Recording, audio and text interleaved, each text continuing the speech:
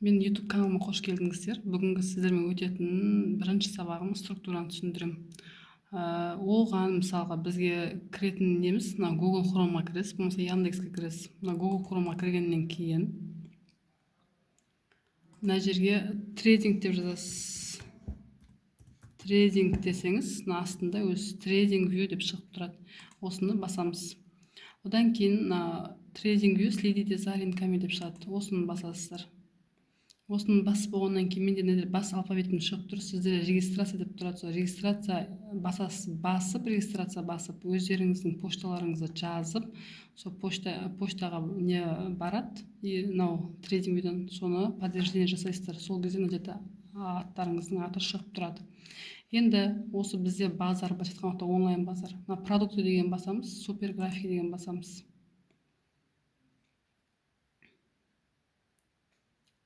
Мына осы жерге кірген кезінде сіздерде общий осы біздің базарымыз, енді осы жерді бірінші түсіндіріп алайын. Сіздерде кірген кезінде мына жерде только D ғана тұруы мүмкін. Соны мына жердің D-ның үстін басасыздар, болмаса мына галочканы басасыздар.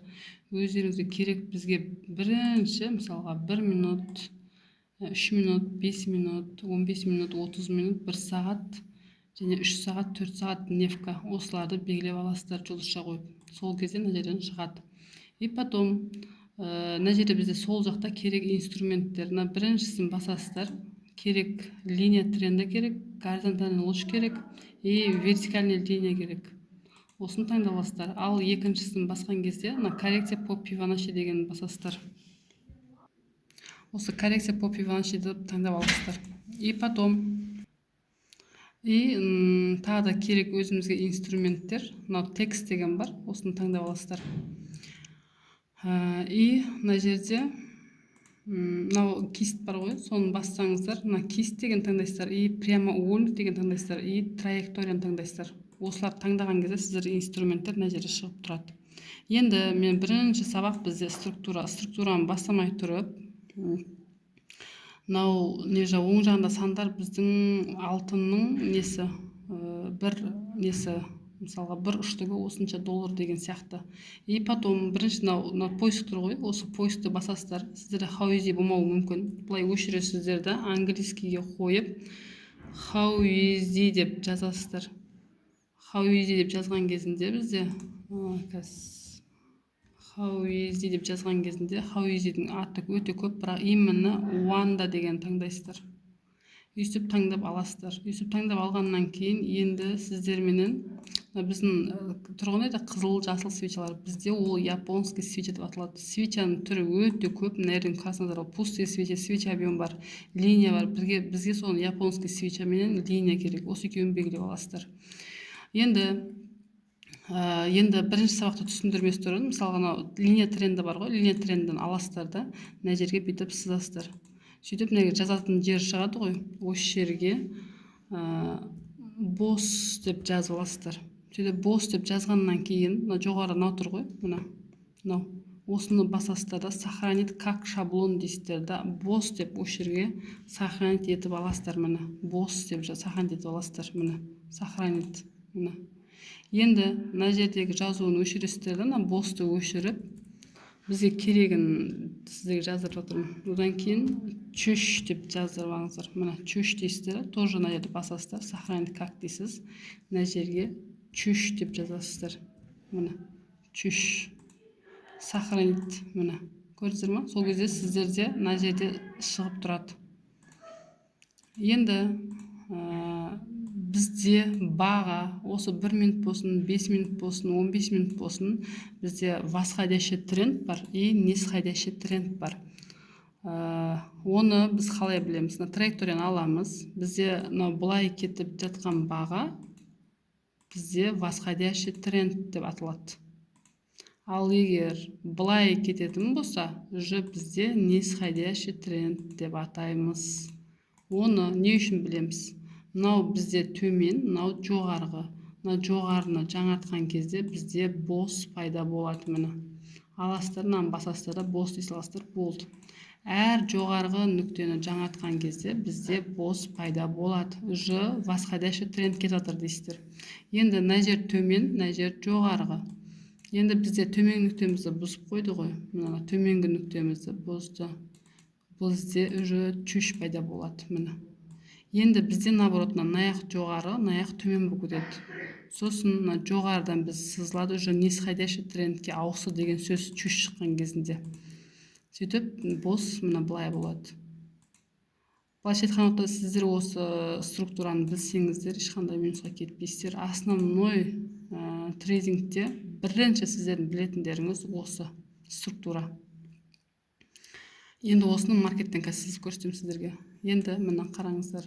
Мынаны бүйтіп аламыз. Мына бүйтіп аламыз да сызамыз қазір. Траекторияны аласыздар. Мына жерден минимальныйдан бастайсыздар. Сызасыздар міне.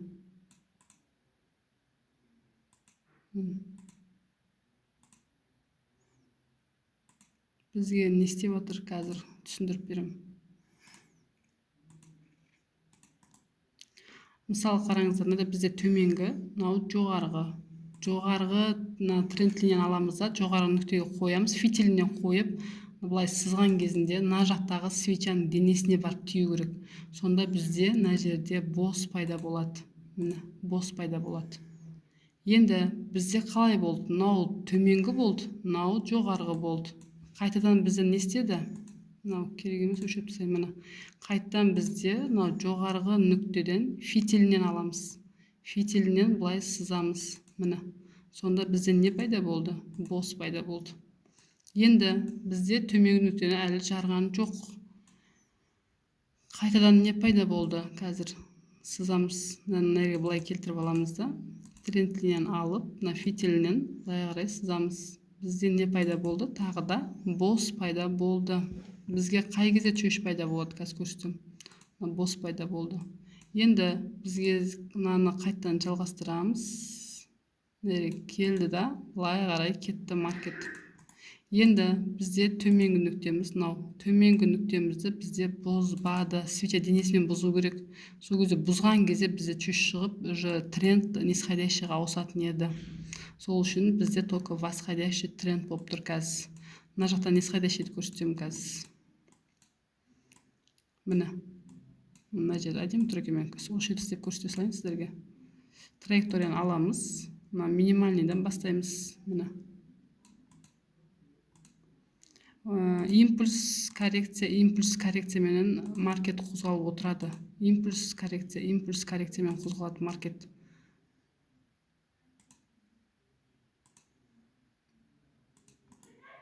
Мына қараңыздар. Бізде мына жер импульс атайды. Былай жүргені импульс бізде. Енді сол жоғарғы нүктеден былай қарай сызамыз. Сонда бізге не пайда болды? Бізде бос пайда болды. Мына жерге жазып қойсам болады екен, қазір бос деп ше. Мына текст алайық та, мына жерге жазайық. Мына импульс деп. Импульс. Міне. Бізде мына тұрған импульс деп аталады. Мынау 50% артқа қайырылатыны ол коррекция. Енді мына тренд линияны аламыз да, мына жерден сызамыз. Бізде не пайда болды? Бос пайда болды. Просто бұны сызып үйренесіздер сіздер. Бірден үйренбейсіздер. Бастапқыда қиын болуы мүмкін, өйткені жаңа сабақ бұл. Қайта әрекет ете беріңіздер, сол кезде үйреніп аласыздар. Енді бізде төменгі нүктемізді бұзды. Міне, төменгі нүктемізді свеча денесімен бұзды. Бізде не пайда болды? Чөш пайда болды. Чөш пайда болды. Енді бізде жоғарғы нүкте аяқ ауысты да, аяқ төменгі нүкте болды. Аяқ жоғарғы болды. Бізде не істеді? Жоғарғыны жаңартты. Жоғарғыны жаңартқанда не болады бізде? Бізде бос пайда болады. Міне. Осылай сіздер маркетті көре алсаңыздар, сол кезде сіздер ешқандай минус болмайсыздар.